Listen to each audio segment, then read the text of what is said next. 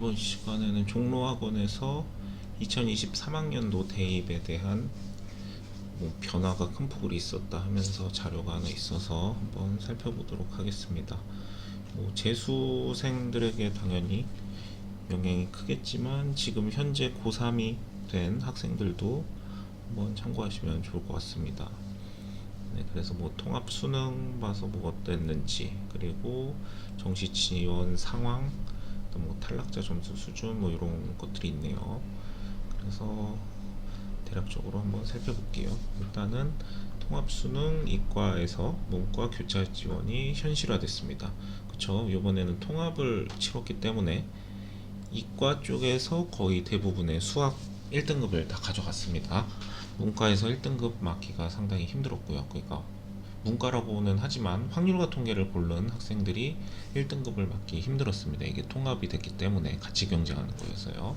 그전에는 가형과 나형으로 나눠져서 가형 안에서만 경쟁을 했고 나형 안에서만 경쟁을 했었는데, 그러면 문과 학생들이 나형을 골랐을 때는 조금 더 수학을 완전 잘하는 학생들은 가형 쪽으로 갔을 테니까 경쟁이 수월했죠. 근데 이제 올해는 가형의 학생들이나 나형의 학생들이나 통합이 됐기 때문에 같이 등급을 매기게 됩니다. 그래서 이과 쪽에서 수학 성적이 좀 잘 나온 학생들은 이제 교차 지원을 하려고 했죠.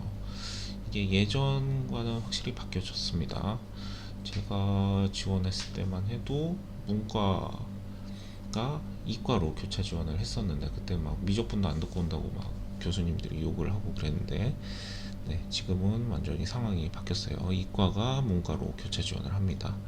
교차 지원 성향을 보시면 점수대가 290점대, 수능 직후에는 조사를 했을 때 11.5% 이렇게 나왔는데, 결과 발표 직후는 11.7% 조금 올랐다가 수시 합격자 2월 인원까지 했을 때 10.5%, 막상 접수를 하니까 별로 교차는 많이 안 했습니다. 높은 점수대는 당연히 그 이과로 가겠죠. 취업도 잘 되고 하니까요. 그 다음에 280 이 점수 때도 그래도 이 점수 때도 꽤 교차를 했네요. 근데 이제 가장 높은 점수대가 260점대인데 39.2%, 47% 이렇게 말하다가 정시원서 접수대는 60.7%가 나왔습니다. 평균치보다 확실히 높네요. 그리고 밑에 여기 점수 구간이 제일 교차 지원을 많이 했었네요. 네, 270점은 46%, 그리고 250점대는 54.5% 이렇게 교차 지원 성향을 보였습니다. 네, 그래서 모의 지원자 추적 조사를 했다고 그래요. 그리고 교차 지원 이과생 비율, 중앙대는 경영경제대학의 자연계 지원 비율이 67.6%나 됩니다. 서강대 경제학부도 65.2%. 그쵸? 약간 이제 경외시 여기 라인에 공대 쪽을 가려고 한 학생들이 차라리 서강대, 중앙대 이런 학교로 이동을 하면서 문과로 지원을 한 것 같습니다. 그리고 경희대 자율전공학부 65%, 그다음에 한양대 경제금융, 이거는 약간 이과 성향이 있죠. 그래서 62.2%. 네, 요거는 많이 가겠고요. 그리고 간호는 인문 자연 같이 보겠지만 인문으로 교차를 지원해서 59.1%, 시립대 경영학부도 58.3%, 자율전공 인문계열 서울대 거 인문계열에 57.6%, 한양대 경영, 한양대 정보시스템. 근데 서울대를 지원도 하는군요. 거의 안 나올 것 같은데, 좀 학교들이 좀 많은 게 한양대가 많이 보이네요. 한양대가 많이 보이고요. 파이낸스 경영학과 거의 그래도 약간 정보 시스템 이런 느낌의 약간 자연계열 느낌의 나오는 학과와 이과 계열의 학과들이 보이고, 경희대는 역시 한의학과 인문계열 뽑는 거를 또 교차 지원을 했었고요. 서강대도 좀 많이 보이네요. 서강대도 지식융합 미디어학부, 경영학부, 사회과학부 이렇게 나와 있습니다. 중앙대도 맨 시작과 끝이 있네요. 밑에 더 있죠. 네, 학교 많습니다. 네, 이렇게 자연계 지원 비율이 이 정도 된다는 겁니다. 성균관대는 좀 이 비율이 등수가 좀 낮은 게 변환 표준이 일부러 인문 계열이 좀 높았죠 이번에는. 그러니까 사탐골론 쪽이 높았습니다. 최고점은 그래서 좀 낮았던 것 같고요. 그런데 대체로는 자연계열 과탐을 선택한 쪽이 변환 표준 점수가 높으니까 대체적으로 그렇게 지원을 한 것 같고, 근데 위에는 연세대 고려대는 안 보이네요. 네, 고려대는 여기 하나 있네요. 보건정책관리학부. 이렇게 있습니다. 성균관대 인문과학계열, 과학계열, 한양대 미디어 커뮤니케이션학, 홍익대 국어교육은 이제 완전 성향이 다를 텐데 지원을 해서 가서 적응하는 데가 더 힘들 것 같네요. 차라리 뭐 경영, 그리고 아까 뭐 AI 이런 거는 그래도 자연 계열이 가도 계열상으로도 크게 차이는 없으니까 좀 대학 생활하고 적응하기가 좀 괜찮을 것 같은데, 대부분 그런 과니까요. 정보 시스템 뭐 이런 거 보시면 경제 금융 뭐 이런 건데, 간호도 뭐 자연계열 문계 다 뽑으니까 크게 상관없을 것 같고, 유럽 문화, 네. 국어교육, 네. 그건 교육이라서 간 것 같죠. 네. 아무튼 이런 식으로 자연계열이 교차 지원을 해서 이렇게 지원을 했다고 합니다. 홍익대도 이제 밑에 쪽에 좀 많네요.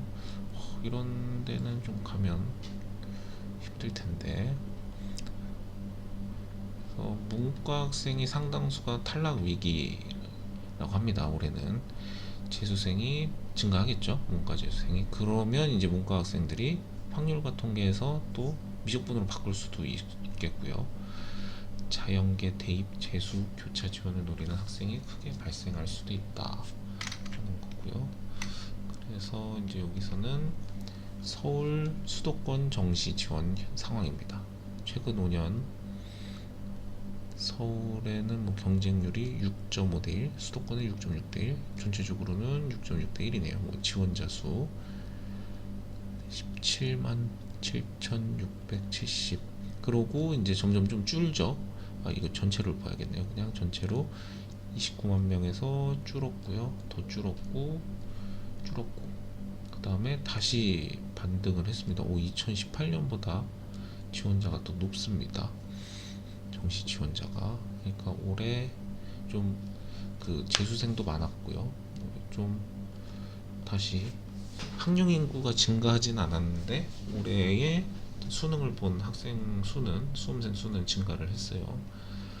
그래서 다시 이렇게 좀 내려가다가 다시 올라간 지원자 수가 보여지네요. 그 다음에 탈락자 규모 이렇게 써 있고요. 그 다음에 주요대 대학별 지원 상황.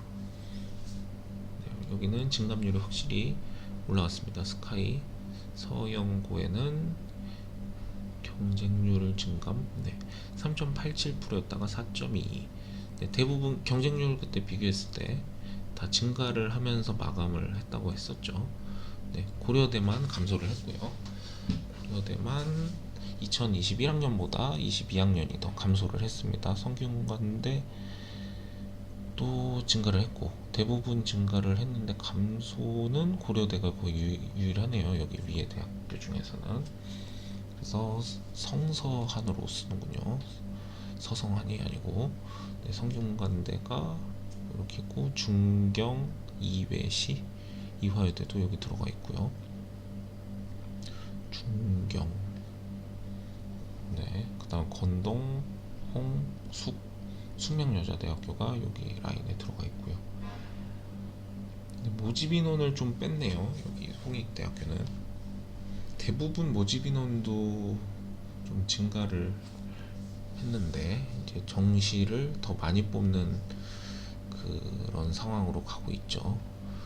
그래서 그것도 좀 이따 볼 거고요. 세종대, 단국대, 인하대.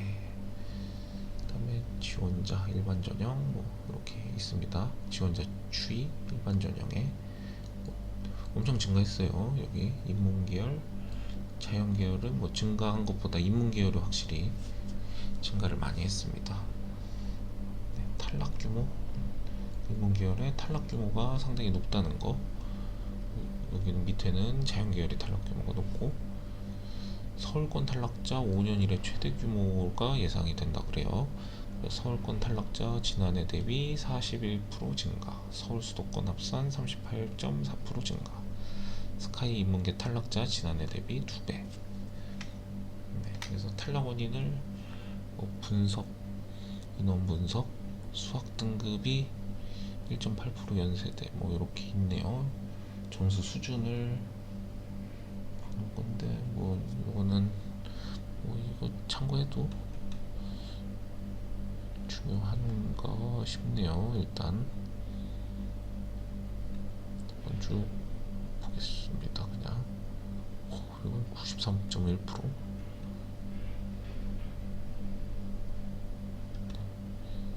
그리고 인문서울 수도권 탈락자가 97%, 수학 5등급 이내 추정.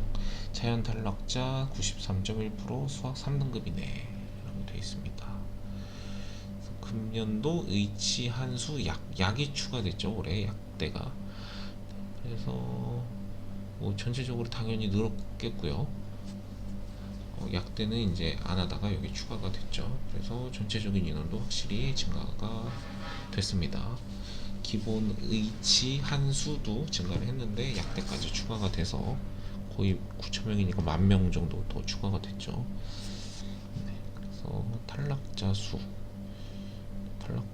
수는 뭐 전년 대비 뭐 이렇고 23,984. 대학별 탈락 학생, 순천향대 의예과. 네, 이거 지원이 이거 그냥 뺀 거네요. 모집에서 지원자. 네, 뭐 이만큼씩은 탈락을 할 거다라는 거예요. 모집에서 지원자 수에서 모집 인원을 뺀 수입니다. 이건 순천 36 아주대. 경쟁률이 좀 셌다는 거죠. 뺀 게. 뭐 이런 게 경쟁률이 더 세긴 하겠지만요. 숫자가 적어서. 약학대 치대. 네, 치대도 15개.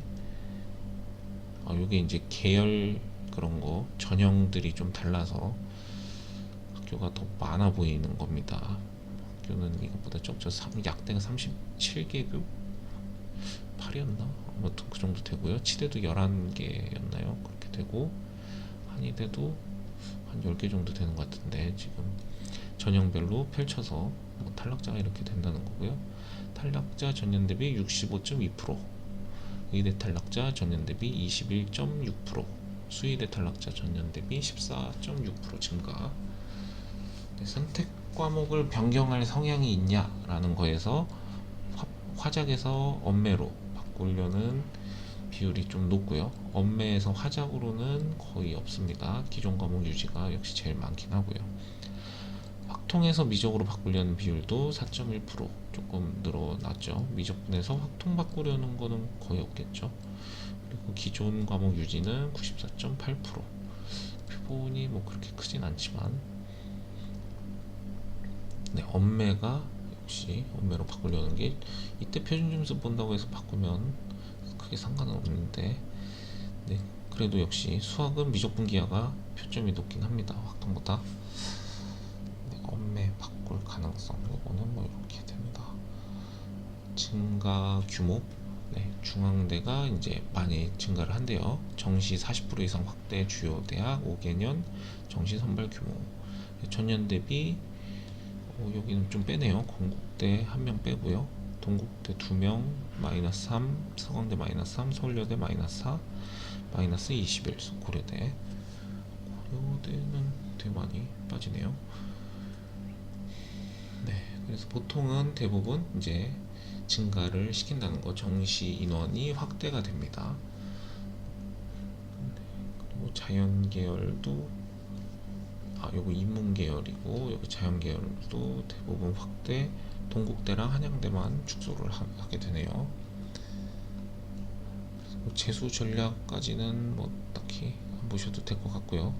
요거는 이제 자기 학원에 와서 뭐 어떻다 이런 거 설명을 하는 거니까 이런 자료만 보시면 될 것 같고, 네, 그리고 이제 2022학년도랑 23학년도 정시 비중 변화입니다. 일단 서영고가 일단은 정시 인원이 늘어납니다. 확실히 397명 늘어나고요. 아까 서강대가 마이너스 1명 해서 전체적으로는 마찬가지로 성균관대, 서강대, 한양대, 중경, 한국외대까지 다 해서 764명이 늘어나고, 시립대, 건국대, 동국대, 홍익대, 숙명여대 132명 늘어나고요. 국민대, 숭실대, 세종대, 단국대, 아주대, 인하대 합쳐서 428명. 단국대는 좀 빠졌고요, 정시 인원이.